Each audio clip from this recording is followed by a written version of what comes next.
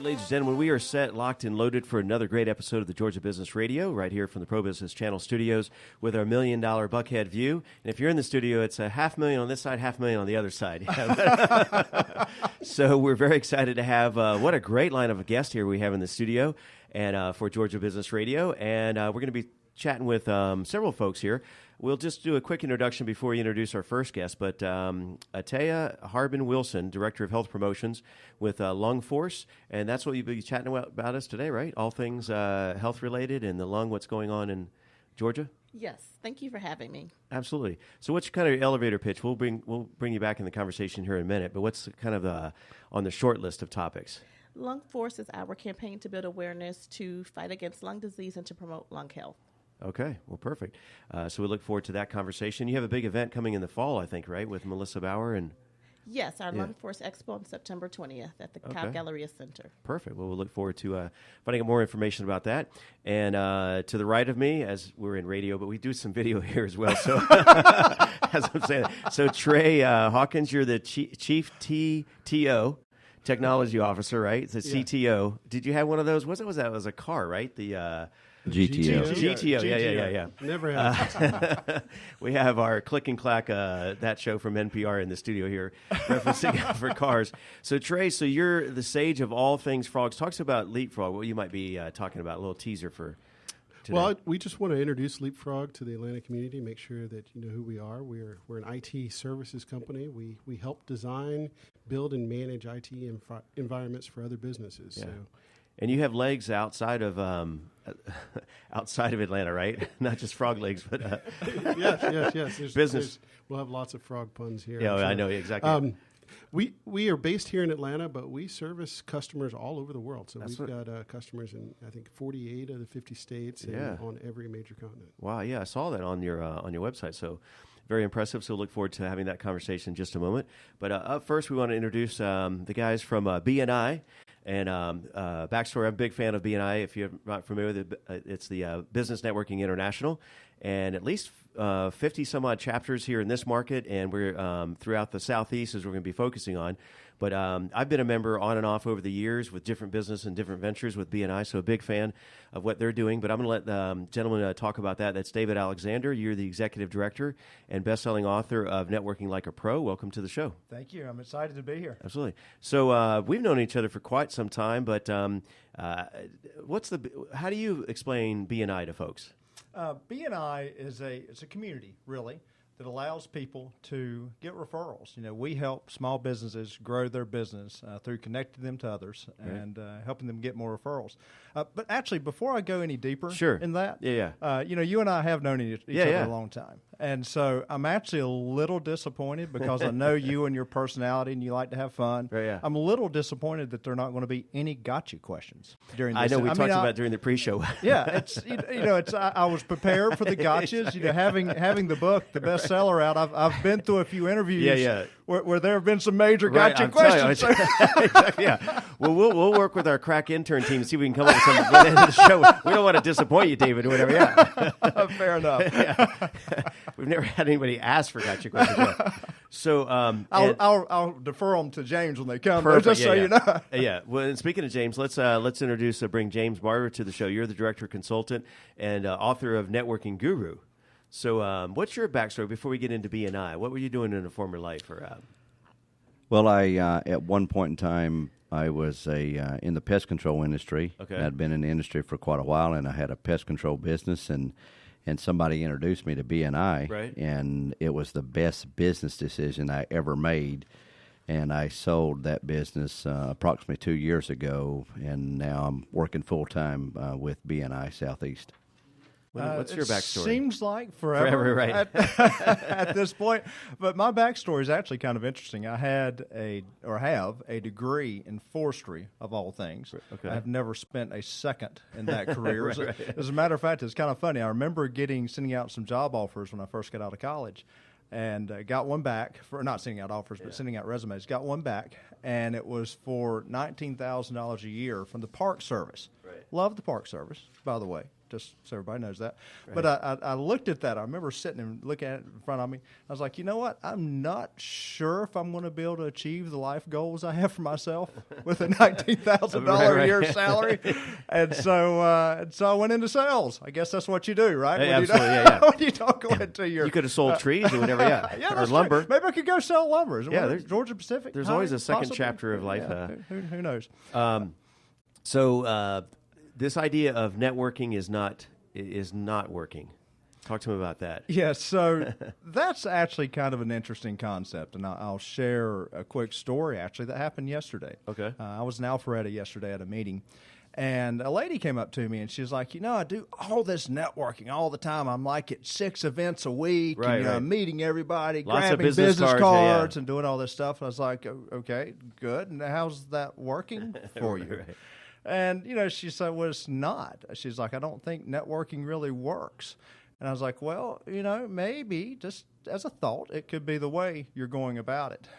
She was like, well, you're a networking expert. How do you go about it? Right. How many events do you go to in a week? I was like, if I go to 1 or 2, that's like an intense, high, all-in type week for me. Right. Because, A, I go to events that I know I'm going to make meaningful connections. Right. I typically go to events that people can take me there. They can introduce me to people. It can be a powerful experience, not just showing up. Right. Because what happens in events, and I could tell that this lady, I'm not going to mention her name, she Right, may yeah. be listening, but I could tell she was doing this. I think what happens a lot of times, people go to networking events and they go there with the idea of, I'm going to sell the crowd, right? I'm going to Right, sell yeah. my stuff Yeah. to everybody. Well, I could do a show of hands in the studio. It's a shame we're not on video right now. But how many of We you are. go Actually, to... we are on Oh, we video. are on video. Cool. So I'll ask you to do this then. How many of you actually go to events to buy stuff? Nobody. Yep. We go to events to sell stuff all the time. That's why networking, in many ways, really doesn't work. And so let's talk about James. So as a member of a BNI group and your history, talk to us about folks that have not attended. What does a meeting look like? I know it's very structured, very strategic, right? But what are some of the elements and takeaways that kind of makes it different, I guess, from a after hours mixer at the bar? This would be the why it works part. What I love about BNI is I love the accountability. And I'm an ex-military guy. I was in the Navy, spent approximately 10 years total time in the Navy, and I love the accountability because BNI is a system, and a system allows ordinary people to achieve extraordinary results predictably. When you follow the system, I've told many people this when they've come to visit a BNI chapter that I oversee. I said, if you become a member and you follow the system and you don't think it was worth your investment, not BNI, Right. but James Barber will personally refund you the cost of your investment to Wow. join. That's how much I believe in it. But BNI has 3 major parts of the meeting. One part is everybody gets 30 to 60 seconds to tell a little bit about their business, and there's structure to that part to make it to maximize the benefit. The second thing is there's a spotlight speaker, and they have anywhere between 7 to 10 minutes, depending on chapter size. And then at the end of the meeting, there's where everybody passes referrals based upon what you said in your 30-second to 60-second weekly presentation or your featured speaker presentation. And so you pass referrals or you give a testimonial about somebody in the group that you've done business or one of your customers Right. has done business with. So the structure is beautiful. Yeah. And sometimes trying to figure it out, and I know as a business owner, trying to figure it out myself, do I do this or do I do this? And I've tried so many different things out here. When I got a hold of BNI, I said, man, this is it. This is the vehicle. This is the best vehicle for me to grow my business. And I'm kind of like this. When I do something rich, I'm whole hog, man. And it's kind of I believe that, yeah. well, it's kind of like the chicken and the pig. They were having a conversation. They said, "Hey, let's have breakfast tomorrow." And the chicken said, "I'll provide the egg," and told the pig, said, "Well, you provide the bacon." And he said, "Wait a minute." He said, "That's a sacrifice for you, chicken, but that's a total commitment for me." Right, exactly, yeah. Bring us back up to speed. So what is behind Lung Force and your mission there? Lung Force is a campaign by the American Lung Association to promote lung health and fight against lung disease. We know that over 33 million Americans are living with lung disease, and so we are working hard to try to help impact those living with the disease. Also, lung cancer is the number one killer of all cancers, and so we're also building awareness and trying to raise money for research to help find a cure and treatment options. All right, and then along that line, you mentioned an event. Well, first of all, what's your backstory before? And this is another great question I like to ask people. What are you doing to change the world, right? Instead of saying what do you do, but so what's your backstory with the Lung Force and prior to that? Well, the Lung Force is a relatively new campaign for the American Lung Association. I've been with the Lung Association for about 6 years now. Oh, wow. Okay. And I do the programs and marketing for educational programs in Georgia. Oh, wow. So Lung Force is one small piece of what I do. Yeah. And so what other hats do you wear there? Well, many. Sometimes I'm the janitor. Right. Whatever it takes to make it happen, right? Yeah. That's right. But typically I just work with volunteers and go out in the community to promote some of the educational things that we do. We have several programs that include asthma education. We have a lung disease support group. We have Freedom from Smoking, which is our smoking cessation program. So I kind of just go out and build awareness and share some of our programs and services with the community. And now talk to us about this Lung Force Expo. What is that going to look like, and what are the specifics behind that? This is our second year doing the Lung Force Expo, and again, it's on September 20th at Cobb Galleria Center, and it's a great opportunity for anyone who is impacted by lung disease or who sees lung disease patients or families living with lung disease to learn more about their treatment options, to advocate for themselves, and to just get great tips for questions to ask healthcare providers so that we can help find wonderful treatment options. So this is the second year. What did it look like last year as far as attendance? And then are there exhibitors, I guess, I imagine, or workshops or seminars or speakers, or what does it look like? Yes. So that's yes. Well, last year was a little rocky. It was our first year, Sure, and I am not exactly an event planner, so I had to find my way through not only planning an educational event, but an event that was fun and that would be a great opportunity for people in the community to attend. So we do have exhibitors who share their products and services, but we also think it's unique. We think it's unique because we have two tracks. One track is to meet the needs of the patients and the caregivers, and then a separate track to meet the needs of the healthcare professionals. And then we have opportunities for them to mingle together, to ask questions, and to talk to each other so they can work together to find solutions. Our website is lungforce.org/expo for information about the expo. But if you just go to lungforce.org, there's information about all the things related to Lung Force and healthcare and saving lives. Well, Taya, it was a pleasure having you here and joining us on the show. So, and you'll have to come back and give us some updates on the expo as it moves forward. Yes, well, thank you for having me. I was actually in the middle of setting out a Facebook post. Okay, nice. Well, I'll let you get to that. We'll get to our next guest here. That's perfect timing. It's a great segue. But and we'll talk. We may have a conversation after this as well, because we love the idea of having a nonprofit show. Right, nonprofit radio show, but obviously we need somebody to sponsor, underwrite that, get behind it. But we want to really spotlight those nonprofits and the work they're doing. We've had a number of them in the studio, but so now let's turn our attention to our anchorman. Okay, Trey, so you're officially our anchorman for the show. Right. Are you ready for this? I'm ready. All right. So I'm going to ask you. So what do you enjoy most, Trey, about what you do? Wow. Well, thanks for asking that. At least you have some thanks prep for time, James. right? Yeah. Personally, I work in a technology business, but really we're a service business. Okay.